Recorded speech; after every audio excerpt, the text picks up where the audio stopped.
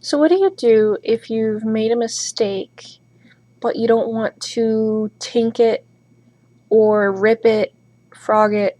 You don't want to undo all the work around it because it's just a couple stitches or one stitch or 5 stitches, and it seems like a waste to do that. Well, it seems like a waste to do that because it is a waste to do that. What you can do instead is you can get to the area you messed up, and I've got to fix this thing. Ugh. You can move back or forward to it, whichever works. You can knit to it or whatever. So here I've got a purl stitch that should have been a knit stitch and a knit stitch that should have been a purl stitch. So I'm going to show you how to fix both of those so that they become the opposite. So the first one is the knit stitch. So what you'll do is you're going to tink that one stitch so that you're on the row below it. So you've got this tinked bit of yarn here, this tinked bit of working yarn, and your row below stitch.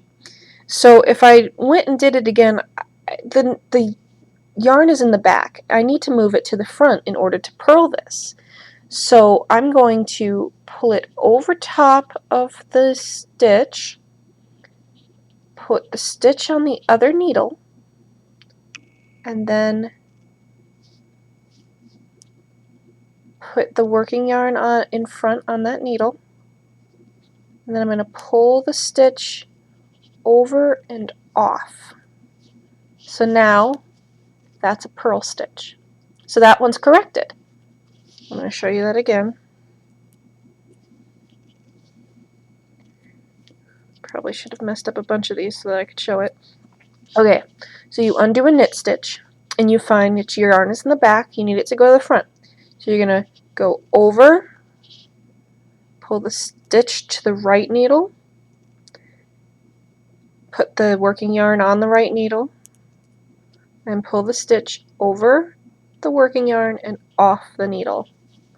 And that is how you fix a knit stitch that needed to be a purl. Now let's work on the purl that should have been a knit. That's this one here. You see it's a purl. It should have been a knit.